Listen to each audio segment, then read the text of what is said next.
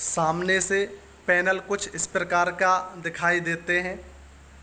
अलग अलग उपयोगिता के हिसाब से आपको अलग अलग मोटर या अलग अलग मशीन के आपको अलग अलग पैनल देखने को मिलेंगे और इनमें यूज़ होने वाली सहायक सामग्रियों को आज हम देखने वाले हैं। इसलिए हमने एक पैनल को ओपन किया है जिससे कि आप लोग इन सहायक सामग्रियों को अच्छे से समझ सकें।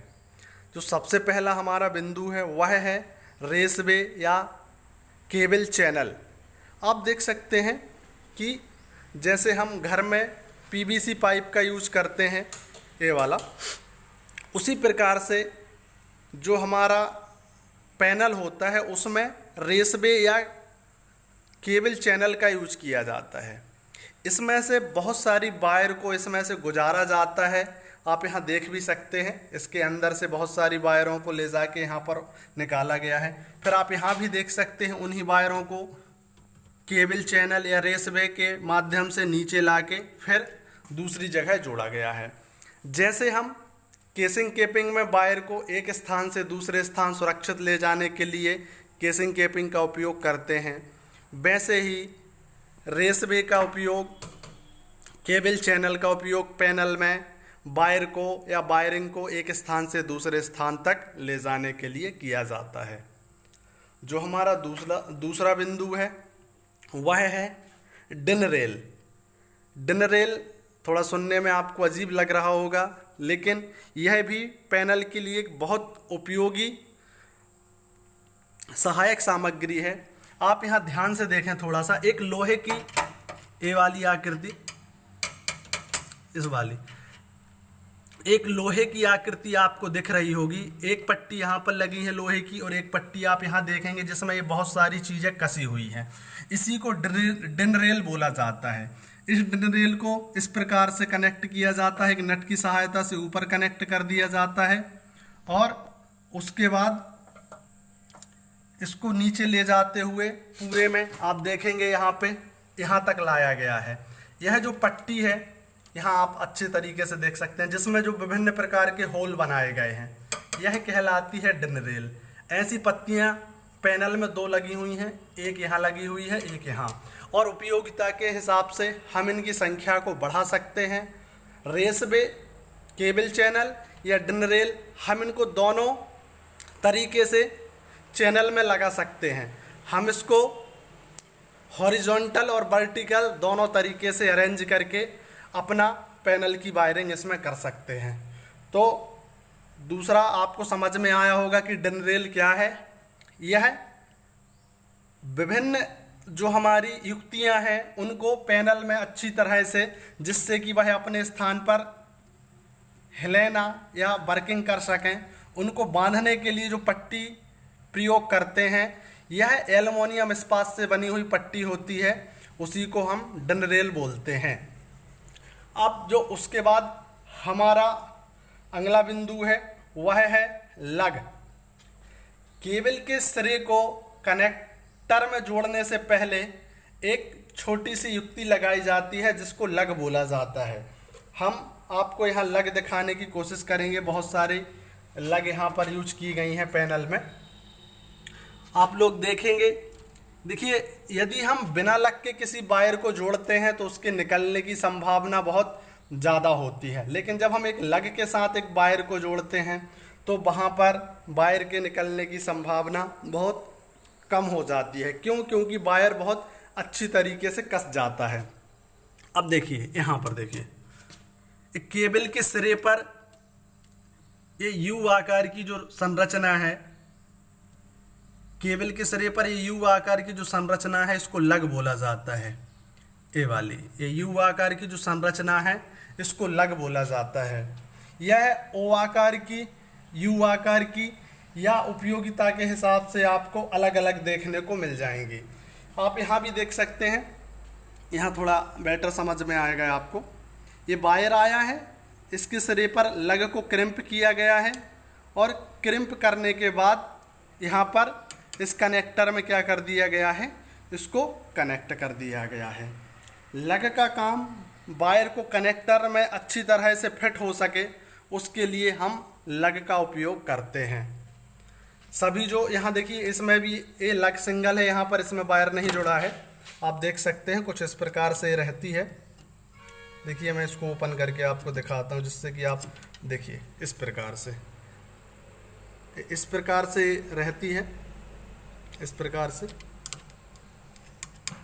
ये वाली। और इसको इस प्रकार से कनेक्ट कर दिया जाता है, इसके पीछे वायर जोड़ दिया जाता है। तो आप लोग ने देखा यह जो युक्ति थी यह लक कहलाती है। अब इसके बाद अगली सहायक सामग्री की यदि हम बात करें, फ्यूज़। आप देखिए यहाँ पर एक फ्यूज़ लगे हुए हैं बहुत सारे, ये फ्यूज़ लगे हुए हैं लाइन से, आप देख सकते हैं ब्लैक कलर में। यह फ्यूज़ होते हैं, इनका यूज़ परिपथ को शॉर्ट सर्किट होने की स्थिति में सुरक्षा प्रदान करना रहता है और इसको डंड रेल पर अच्छी तरह से बांधा गया है जिससे कि आवश्यकता पड़ने पर इनको निकाला जा सके और लगाया जा सके। फ्यूज़ अलग अलग प्रकार के हो सकते हैं। नॉर्मल फ्यूज़ हो सकता है, कटकेट वाला, कार्टेज हो सकता है, एचआरसी हो सकता है, कोई भी हो सकता है। उपयोगिता के हिसाब से फ्यूज़ आपको अलग अलग देखने को मिल सकते हैं। अब उसके बाद जो अगली चीज़ आती है वह आती है कनेक्टर। अब आप यहाँ पर देखेंगे यह जो संरचना है यह कहलाती है कनेक्टर। यह आप देखेंगे इसमें एक तरफ बहुत सारे वायर आए हैं और यही वायर सामने की तरफ, कुछ वायर यहाँ पर सामने की तरफ निकल गए हैं। दो वायरों को सुरक्षित तरीके से जोड़ने वाली युक्ति कनेक्टर कहलाती है। आप देखेंगे इसमें दोनों नट रहते हैं, यहाँ से इस प्रकार से नट खोल के और इस प्रकार से इनको कसा जाता है। यह वर्गाकार और आयताकार दो स्थिति में आपको देखने को मिलेंगे। यह पैनल में दो वायरों को जोड़ने के लिए हम यूज़ करते हैं और यह कहलाते हैं कनेक्टर। आप पंखे के ऊपर भी इनको देख सकते हैं जिसमें न्यूट्रल और फेस को कनेक्ट करने के लिए कनेक्टर को लगाया जाता है जिससे कि हम वायर को आसानी से जोड़ सकें। अब आपको हम एक छोटी सी संरचना दिखाते हैं जिसको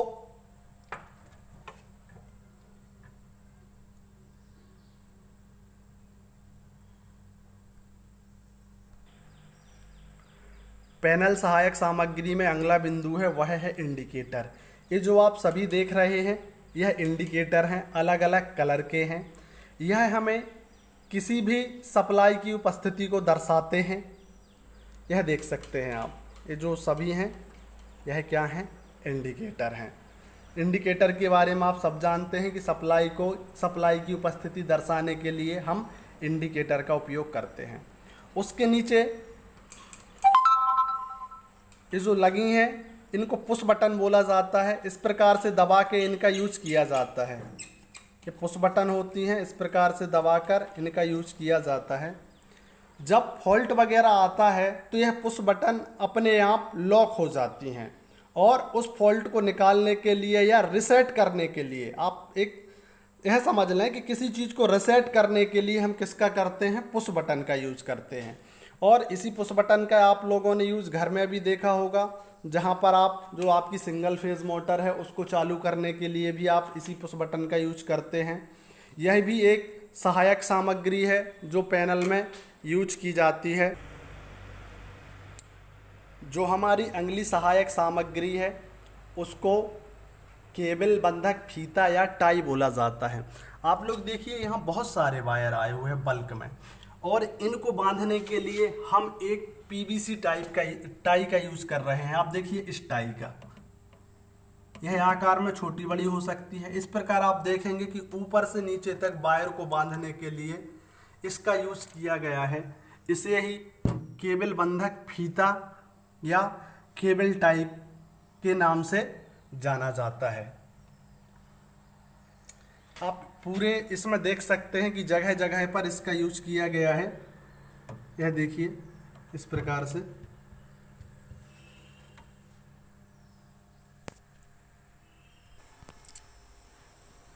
जो हमारी अगली सामग्री है वह है रिले।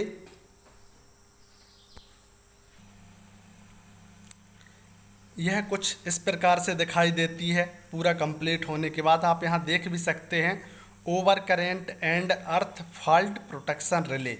यह जो रिले है यह ओवर करेंट एवं अर्थ फॉल्ट की स्थिति में परिपथ को ट्रिप करने का कार्य करती है। यहाँ पर देख सकते हैं आप बहुत सारी रिसेट बटनें लगी हुई हैं। ये रिसेट का बटन है और यह सेटिंग की कुछ बटन है। यहाँ पर देख सकते हैं आप बहुत सारे इंडिकेशन लगे हुए हैं, जैसे कि जब फॉल्ट आता है तो कौन सा फॉल्ट है, ओवर करेंट फॉल्ट है कि अर्थ फॉल्ट है और किस फेस के साथ में अर्थ फॉल्ट है। यह सारी चीज़ें यहाँ पर रिले में हमको यहाँ पर शो हो जाती हैं। यह इसका सीरियल नंबर है, यह इसका कंपनी का नाम है। यह हो गया आपका रिले। इसके बाद जो हमारा अगला बिंदु है वह है ट्रिपिंग रिले। अभी आपने ओवर करंट एवं अर्थ फॉल्ट रिले देखा है। अब यह देखिए, यह मास्टर ट्रिप रिले, इसको हम ट्रिपिंग रिले के नाम से भी जानते हैं।